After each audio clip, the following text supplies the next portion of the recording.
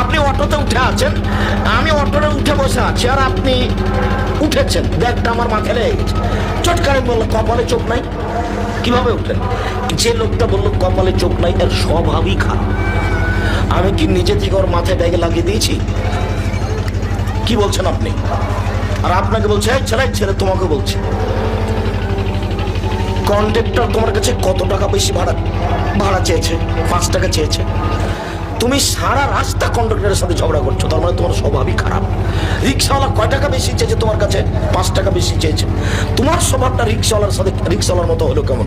রিক্সাওয়ালার চাকাটা খালে আরেকজনের রিক্সা লেগে গেছে, এই যে গালি দিতে লাগলো, একটা বার আরেকজনের সাথে লেগে গেছে, ও গালি দিল, যেটা চোখের সামনে। পথে চলতে ভুল হতে পারে, আপনাকে মেনে নিতে হবে। পথিককে বলছে আমার টাকা হারিয়ে গেছে, বাড়ি আমার চট্টগ্রাম, 300 টাকা দেন। একবারে টাকা মিথ্যা, তবু ফিরিয়ে দিয়ে না, 50 টাকা দিবেন।